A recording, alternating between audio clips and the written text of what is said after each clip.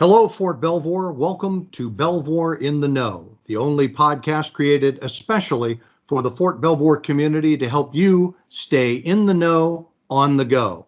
And now, your Fort Belvoir Garrison Commander. Hello, Fort Belvoir. Colonel Josh Seagraves, your Fort Belvoir Garrison Commander. And today on our podcast, we're discussing the observance of the month of the military child.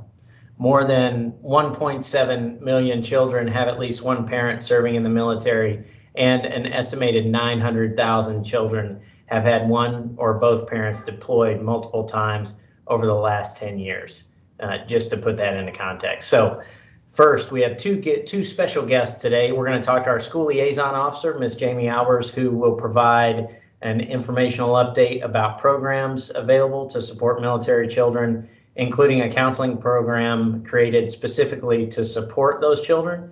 And then we'll get an update from our Child and Youth Services Director, Ms. Jessica Terrell. She is an operations specialist. So, hello, Jaimie. Welcome to Fort Belvoir in the Know. For our listeners who are not familiar with the school liaison officer, can you tell us how you support military families with children in our schools? Yes, sir. First, I would like to thank you for having me on the show. I am very excited to be here. I would like to talk a little bit about what our school liaison office provides. We support families that are transitioning in and out of the installation, and that could mean a lot. We help them locate their school that they're going to be attending, their children will be attending. We help them with the registration process, what paperwork they will need to provide the school, how to transfer credits, get in touch with the points of contact at the school for specific registration questions. We can talk about the different programs they have in the school. We provide homeschool support. We provide private school information, depending on, what the choice that the parents wants to have for their student to attend school. There are two very important items that we want to make sure that parents are aware of. And one is the Interstate Compact, and one is a House bill allowing military families to pre-register prior to PCSing to the area. The first one, the Interstate Compact, it covers a lot of transitional issues that we have seen throughout the years. So it was created between all 50 states, Washington, D.C., and then also DODEA schools to make the playing field even for our military students when they're transferring. So it covers anything from age requirements, program transitions, graduation, high school graduation. And that's one that I'll point out. We had a family who's transferred during their son's senior year, and he did not have enough credits to graduate. So we were able to reach back to his previous school, get the classes that he needed to graduate, and we graduated him here in Virginia with his previous state's diploma. But we want to make sure that our students are on track for graduation, and this is a great compact to have for that. The other is a House bill that was passed a couple years ago here in Virginia that allows parents to pre-register their students prior to arriving in Virginia. And that helps with program placements, or, when students want to sign up for certain classes that they're not already full. So it was a great bill that Virginia, took the lead and passed for our military families. Wow, so a lot more than, it sounds like a lot more to me than just a school liaison officer. So a lot of great work there, and a couple of really good examples.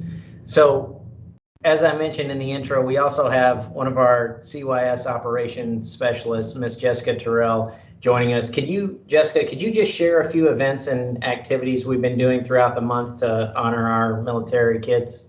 Sure. So yesterday we celebrated here in our Fairfax community and on Fort Belvoir, we celebrated Purple Up Day. And through kind of going through many military bases overseas, in the Pacific and Europe, you'll see Purple Up Day during the month of April. And Jaimie actually did great work in partnering with Fairfax County Public Schools so that we all celebrated our military community, which is very large here in our area.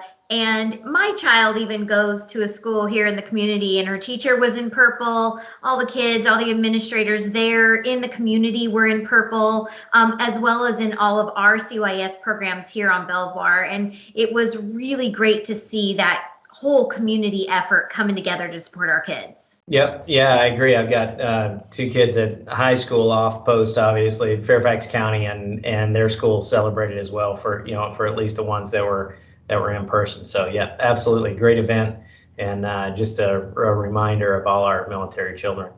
So Jaimie, let's go back just a minute, and can you tell us a little bit about the counseling program, the Military Family Life Counselor Program? Yes, sir. So we have what's called the Military Family Life Counselors, and we do have them in our public schools here in Fairfax and Prince William County.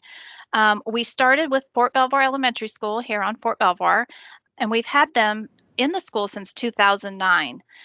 When they did the addition to Fort Belvoir Elementary School, when they expanded the school and had the upper building and now the primary building, there was an additional, I believe, about 400 students.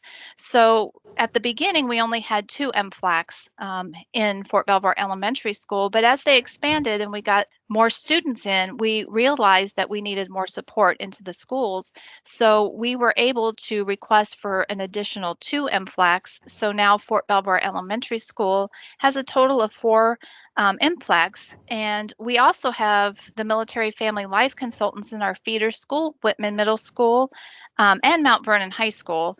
And now the program has expanded to 12 additional MFLACs in 8 schools across Fairfax County and Prince William County. So the word is getting out about how our military family life consultants can support our students. And so our office is getting even more requests for MFLACs in their schools. So it's a really great program. Yep. Yeah, it sounds like a really good one, especially now, given all the additional stressors that everybody's going through collectively. When you think about the pandemic and virtual schooling, what are 3 primary things we should know about the MFLAC program? I would say that, to know about, the group counseling that they can perform at school. And also they had some virtual group counseling, which I would, during the pandemic, which I would like to talk a little bit about. They do have individual counseling for children as well as adults. And I think families need to know that it's confidential. And there are no records kept, however, unless it's a duty to warn for the counselors. And they can accommodate parents' schedule, which is great because, parents can work, till 5, 6 o'clock at night. And the MFLACs are available to work around the parent's schedule, whether it be in the evening, early morning, or even on weekends. That's great. And then the sort of non-attributional piece of that is really important. I think like our society and culture, we're still trying to break through that stigma or perceived stigma, maybe in some cases, like, hey, it's okay to ask for help and there are resources available to help you. So by all means, if you need to talk to somebody or need some professional help, this is one of those resources that's available. So don't be afraid to use it. Yeah, great. That was a great rundown. Thank you. And then another one, so, it's the spring and we're in PCS season, or the beginning of it, where there's a transition to a new location most of the time, a transition to a new school, which is in the military, that's kind of our normal, I guess, although I think everybody's hesitating to call anything normal after the last year. But anyway, PCSing remains a part of military life. So what support services do military families have available? I would like to really highlight one that is very important, is we have what's called our youth sponsorship program. And so when a new incoming student arrives, we can provide them information or connect them with the youth sponsorship program within the school districts. We have been working with Fairfax County Public Schools the last couple years, and the Army has a formal youth sponsorship program. So we have been training the schools, giving briefings to leadership about this program, and Fairfax County has adopted the Army this Army Youth Sponsorship Program. So we have trained many schools so they can connect new students with their peers. And it's important to know that it's peer-led because then they can get information on the school. The peers can introduce them to new friends, eat with them at lunch, which is the number one fear for our military students. And now Fairfax County has seen, the great impact in our schools. In Fort Belvoir Elementary School, we are starting next week. We're going to have a youth sponsorship summit, and we have 15 high schools signed up with over 40 students and staff to be trained on this youth sponsorship program. And the goal is to have it in every school within Fairfax County. Yeah, wow, that's another great program. So that reads to me like much more than school liaison officer. So well done. I guess your duty description probably just grows a little bit each year. But that's a great program.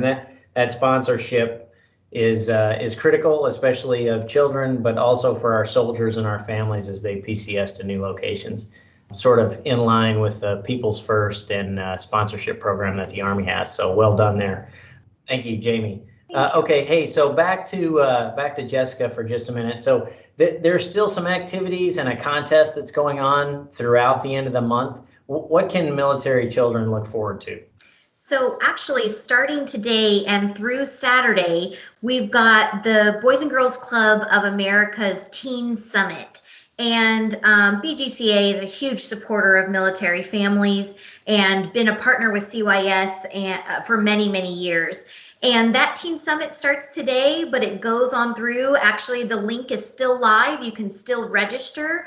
The link is on our Belvoir CYS Facebook page, along with the Operation Megaphone. And Operation Megaphone traditionally is like a lock-in at our youth center where the youth get together and they bring up issues that they may have had at previous installations here at Garrison, and they can connect with Army youth across the world and kind of bring up these issues and come up with some good problem-solving techniques. So it's a really great program to be a part of. We encourage all youth on our here in our footprint to register and be a part of that.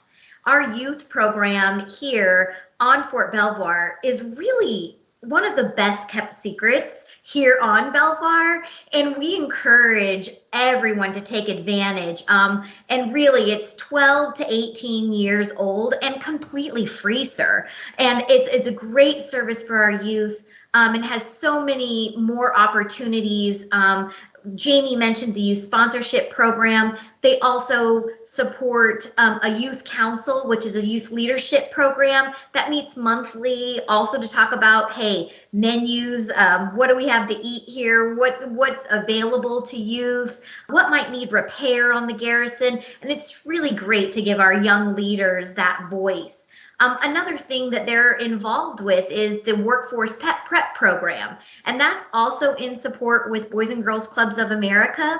And what that does, sir, is, we hold workshops for our youth on resume writing, how to go on to USA Jobs and apply for these positions, how to dress for success, how to give a proper handshake, how to give good eye contact. And really, so our youth center provides so much more than a safe environment for our youth, but really an opportunity to give these youth a safe place to practice these skills while our soldiers are serving the mission. Yeah, wow, awesome.